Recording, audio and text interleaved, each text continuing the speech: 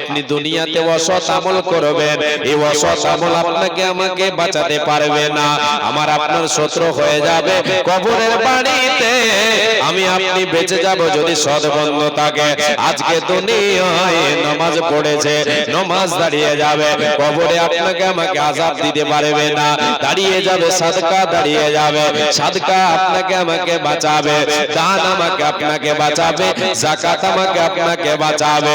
রে আল্লাহর গোলাম, এই যে পবিত্র রমজান মাস চলে আসছে, একটা এমন একটা মাস চলে আসছে, এই পবিত্র রমজান মাসে আমি আপনি নিজেকে গুনাহ থেকে মুক্তি করাতে পারবো। আমি আপনি আল্লাহর কাছে তওবা করে, বেশি বেশি তওবা করে নিজেকে জাহান্নাম থেকে ছুটকারা করাতে পারবো। এই রকম আমার আপনার জন্য অফার আল্লাহ তাবারক ওয়া তাআলার নবী সাল্লাল্লাহু আলাইহি ওয়াসাল্লাম বলেন, আল্লাহ তাআলা পবিত্র রমজান মাসে রেখেছে। আল্লাহ যদি বাঁচিয়ে রাখে তাহলে কদিন? আর দুদিন নাকি? রবিবারে, কালকের দিনটা বাদে রবিবারের দিন, আজকে শুক্রবার, শনিবার, রবিবারের দিন ইনশাআল্লাহ আমরা সিয়াম অবস্থায় থাকবো ইনশাআল্লাহ। জি, এই নিয়ে দুটো হাদিস শেষের দিকে বলার চেষ্টা করব ইনশাআল্লাহ। আমি আপনাদেরকে বলছি, এবার শুনেন। আমাকে আপনাকে এই দুনিয়া ছেড়ে যেতে হবে। কবরের আযাব বড় কঠিন, কবরের আযাব ভোগ করতে হবে। এই নিয়ে একটা হাদিস আপনাদেরকে, একটা লম্বা হাদিস আছে, একটা খুব সুন্দর হাদিস, সেই হাদিসটাকে আপনাদের সামনে তুলে ধরার মানে ইচ্ছে করছে। আপনারা কি আগ্রহী আছেন? আছেন? তো একটু যেনারা এইদিকে ওদিকে বসে আছেন, আল্লাহর ওয়াস্তে যদি একটু গোছিয়ে বসতেন।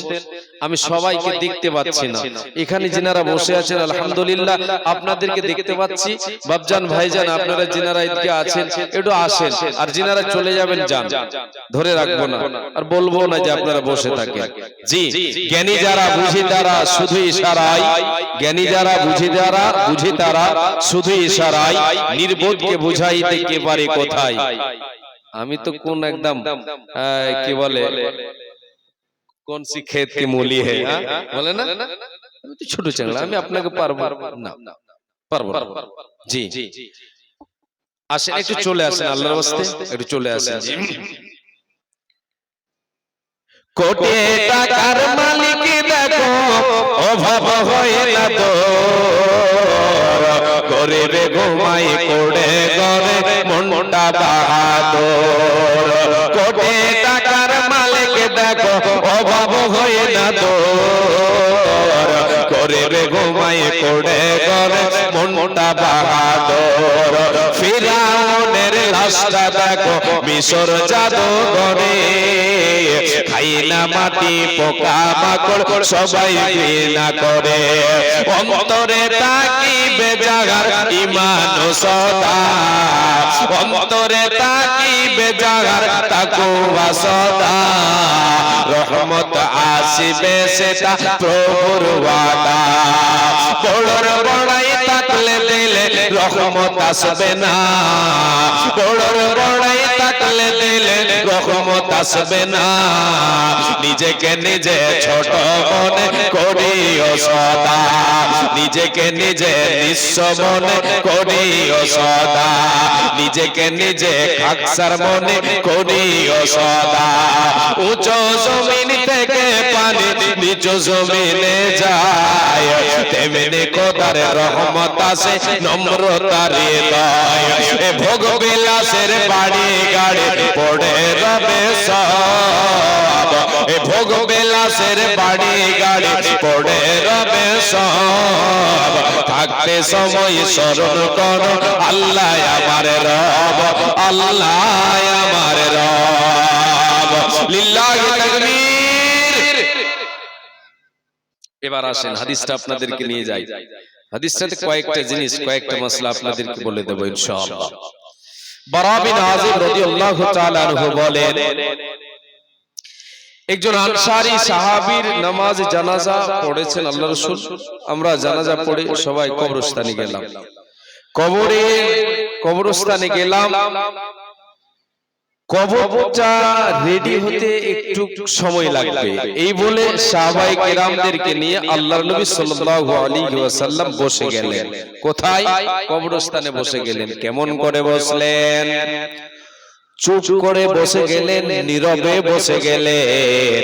হযরত বারা বিন আযিব রাদিয়াল্লাহু তাআলা আনহু তিনি বলেছেন, এমন ভাবে আমরা বসে গেলাম, রাসূল সাল্লাল্লাহু আলাইহি ওয়াসাল্লাম এমন ভাবে বসলেন, নীরবে বসে গেলেন, চুপ করে বসে গেলেন, আমরাও সবাই বসে গেলাম। এমন ভাবে বসলাম যেন আমাদের মাথার উপরে, আমাদের কাঁধের উপরে পাখি বসে আছে। পাখি বসে আছে, আমরা একটু নড়তে গেলে সে পাখিটা উড়ে যাবে, সে পাখিটা উড়ে যাবে। এমন ভাবে আমরা বসে গেলাম, কাঠ হয়ে বসে গেলাম।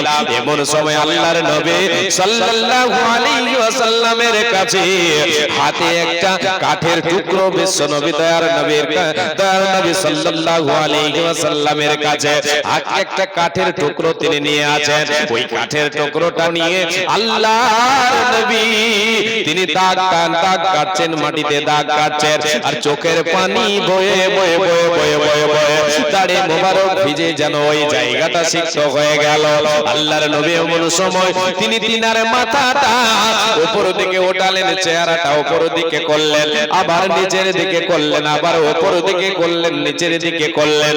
তিনবার এরকম করার পরে নবীজি বলেন, সাহাবীরা তোমরা এই কবর থেকে আল্লাহর কাছে পানা চাও।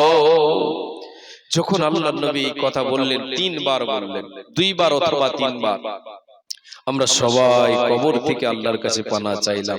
আল্লাহুম্মা ইন্নী আউযু বিকা মিন আযাবিল কবর। আমরা সবাই বলি আল্লাহুম্মা ইন্নী আউযু বিকা মিন আযাবিল কবর। সাহাবী রাসূল বারা বিন আযিব রাদিয়াল্লাহু তাআলা আনহু বলছেন, আমরা সাহাবায়ে কেরামেরা সবাই আল্লাহর কাছে কবরের আযাব থেকে, ভয়ঙ্কর কবরের আযাব থেকে আল্লাহর কাছে পানা চাইলাম।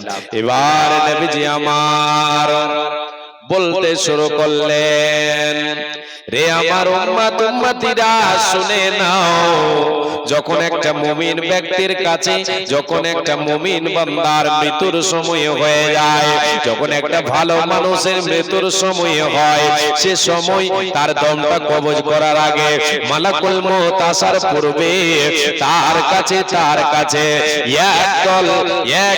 একদল ফেরেশতা, তাদের চেহারা যেন উজ্জ্বল বিশিষ্ট ফেরেশতা, উজ্জ্বল সূর্যের মতো তাদের চেহারা যেন উজ্জ্বল হয়ে আছে, এমন একদল ফেরেশতা জান্নাতি কাফন নিয়ে, জান্নাতি পোশাক নিয়ে, জান্নাতি সুগন্ধি নিয়ে তারা ওই মুমিন ব্যক্তির চোখের আড়ালে গিয়ে পৌঁছে যায়। একটা মুমিন যখন মৃত্যু শয্যায় পতিত হয়, মালাকুল মউত আসবে তার আগে একদল ফেরেশতা এসে তার চোখের আড়ালে থাকে। ওই সমস্ত ফেরেশতাকে সে দেখতে পায় না, আমিও পাবো না, আপনিও পাবেন না। আল্লাহর নবী বলেন, রে আমার উম্মত উম্মতিরা শুনে নাও, এবার যখন আল্লাহর অর্ডার হয়ে যায়, সময় যখন নির্ধারিত সময় যখন পৌঁছে যায়, মিনিট সেকেন্ড যখন মিলে যায়, মালাকুল মউত এসে ওই মুমিন বান্দার পাশে বসে যায়। বসে গিয়ে বলে, হে পবিত্র আত্মা বেরিয়ে আয়, আল্লাহর সন্তুষ্টির দিকে বেরিয়ে আয়, আল্লাহ তোর উপরে রাজি, তুই আল্লাহকে পেয়ে রাজি হয়েছিলে, অতএব তুই আয় আয় আয় বেরিয়ে আয়, সহজে বেরিয়ে চলে আসবে। এই কথা বলার সময় আল্লাহর নবী সাল্লাল্লাহু আলাইহি ওয়াসাল্লাম পবিত্র কোরআনের এই আয়াতটাকে পাঠ করেছিলেন। আল্লাহ তাআলা কোরআনুল কারীমের ভিতরে বলেছেন, ইয়া আইয়াতুহান নাফসুল মুতমাইন্না ইরজিই ইলা রাব্বিকি রাদিয়াতাম মারদিয়া ফাদখুলি ফি ইবাদি ওয়াদখুলি জান্নাতি। আল্লাহ তাবারাক ওয়া তাআলা বলেন, মুমিন বান্দার কাছে যখন আমার মালাকুল মউত যাবে, সে বলবে আয় আয় আয়, বেরিয়ে আয় বেরিয়ে আয়, তাকে আদরের সহিত তাকে ডাকবে, তার কাছ থেকে ধড় থেকে রূহটাকে আলাদা করবে। মালাকুল মউত যখন ধড় থেকে রূহটাকে আলাদা করবে, তাকে আদরের সাথে ডাকবে আর বলবে, আয় রে পবিত্র আত্মা, আল্লাহর সন্তুষ্টির দিকে আয়, আল্লাহ তোর উপরে সন্তুষ্ট আছে, আল্লাহ তোর উপরে রাজি আছে, আয় বেরিয়ে আয়। আল্লাহ তাআলা বলেন, ওই বান্দাকে আল্লাহ তাবারাক ওয়া তাআলা বলছেন ফাদখুলি ফি ইবাদি ওয়াদখুলি জান্নাতি, আয় বেরিয়ে আয় এবং আমার নেককার বান্দাদের মধ্যে শামিল হয়ে যা, আয় আমার জান্নাতে বেরিয়ে জান্নাতে প্রবেশ করে যা। আল্লাহ তাবারাক ওয়া তাআলার নবী বলেন ওই মুমিন বান্দার আত্মাটাকে সহজে বের করা হয়। কেমন সহজে? যেমন মশক থেকে পানি সহজে বেরিয়ে আসে। আপনি একটা মশক থেকে পানি বের করবেন, মনে করেন একটা ঘটি থেকে আপনি পানি নিচ্ছেন, ঢালতে গেলে সহজে আসে বেরিয়ে না কষ্টে? সহজে চলে আসে। এটা লোটা থেকে পানি ঢালবেন সহজে বেরিয়ে আসে না? জি, নবী বলেন ওই রকম সহজে বেরিয়ে আসবে মুমিনের আত্মাটা, কোনো কষ্ট হবে না, কোনো কষ্ট হবে না। এরপরে নবীজি বলেন ওই আত্মাটা যখনই মালাকুল মউত তার কাছ থেকে তার কাজ যেটা সে কাজ যখন করে নেবে, যখন ধর থেকে আত্মাটা বেরিয়ে যাবে, রূহটা বেরিয়ে যাবে, সঙ্গে সঙ্গে ওই যে চোখের আড়ালে যে ফেরেশতারা জান্নাতে কাফন নিয়ে তারা এসে উপস্থিত আছে, জান্নাতি সুগন্ধি নিয়ে তারা এসে উপস্থিত আছে, তারা চট করে ওই মালাকুল মউতের কাছ থেকে তার আত্মাটাকে তার রূহটাকে নিয়ে নেবে, তার রূহটাকে নিয়ে নিয়ে কাপড়ে যখন পেঁচিয়ে দেবে, সুগন্ধি দিয়ে তাকে সুগন্ধিত করে দেবে, তাকে নিয়ে চলতে শুরু করবে। কোথায়? আসমানের দিকে। যেতে যেতে যেতে যেতে সবাই সমস্ত ফেরেশতারা বুঝতে পারবে কার এটা আত্মারে এত সুগন্ধি ছড়াচ্ছে। ফেরেশতারা সবাই যেন আনন্দে আনন্দিত হবে, ওই দল ফেরেশতা নিয়ে যাবে। প্রথম আসমানের গেটম্যান যে ফেরেশতা আছে তাকে বলা হবে খুলে দাও, আসমানের দরজা খুলে দাও। বলবে কার রূহ, কার এটা আত্মা নিয়ে এসেছো? বলা হবে তাকে সুন্দর নাম দিয়ে আখ্যায়িত করা হবে, সুন্দর নামে তাকে ডাকা হবে, অমুকের ছেলে অমুক, অমুকের আত্মা, অমুকের আত্মা বের করে নিয়ে এসেছে, অমুকের রূহটা আমাদের কাছে আছে, তার জন্য আসমানের দরজা খুলে দেওয়া হবে। প্রথম, দ্বিতীয়, তৃতীয়, চতুর্থ, পঞ্চম, ষষ্ঠ, সপ্তম আসমান খুলে দরজা খুলে দেওয়া হবে, সমস্ত দরজা খুলে দেওয়া হবে।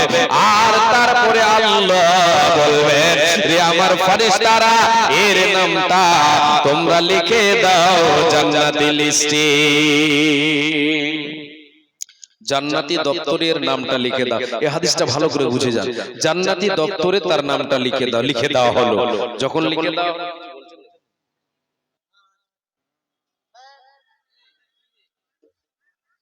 জান্নাতি দপ্তরে তার নামটা যখন লিখে দেওয়া হবে, আল্লাহ বলবেন ফেরেশতারা যাও, আমি যেটা ওয়াদা করেছিলাম সে ওয়াদা মোতাবেক তাদেরকে রেখে তাকে গিয়ে রেখে দাও মাটিতে, তাকে তার রূহের সাথে তার ধড়ের সাথে তাকে আবার দিয়ে দাও, কবরে তাকে পৌঁছে দাও, তাকে পৌঁছে দাও। তার নামটা কিন্তু লিখে দেওয়া হলো জান্নাতি দপ্তর, জান্নাতি দপ্তরে লিখে দেওয়া হলো। এবারে তাকে আবার কবরে রেখে দেওয়া হলো। আল্লাহ তাবারাক ওয়া তাআলার নবী বলেন ওই ফেরেশতারা আসমান থেকে তার আত্মাটা, রূহটাকে, ওই মুমিনের রূহটাকে আদরের সহিত সম্মানের সহিত নিয়ে আসবে, আবার কবরে রেখে দেবে। এবার কবরে যখন রেখে দেবে, এবার চলে আসবে মালাকুল মউত, ধড়টাকে রেখে দিয়ে চলে আসলো আত্মীয় স্বজনেরা, কোথায়? কবরে রেখে চলে আসলো। এবার আত্মাটা ধড়ের সাথে মিলে গেল। যখন সবাই চলে যাবে, বিশ্ব নবী বলেছেন যখন মানুষ 40 কদম সবাই চলে যাবে, শেষ ব্যক্তি যেটা কবরের পাশে থাকবে, ওই ব্যক্তি যখন চলে যাবে 40 কদম পর্যন্ত পারি পেরিয়ে যাবে, তাদের দেশে মাইয়েতের কাছে ফেরেশতা চলে আসবে, মালাক ফেরেশতা চলে আসবে, মুনকার এবং নাকির। কয়জন ফেরেশতা? দুইজন ফেরেশতা। এই দুটো ফেরেশতা হচ্ছে আমার আপনার যাচাই করবেন কি নিয়ে গেছে, ঝোলাটা যাচাই করবেন। তিনটা প্রশ্ন করবে। কটা? তিনটা, সংক্ষেপে বলছি, তিনটা প্রশ্ন করবে।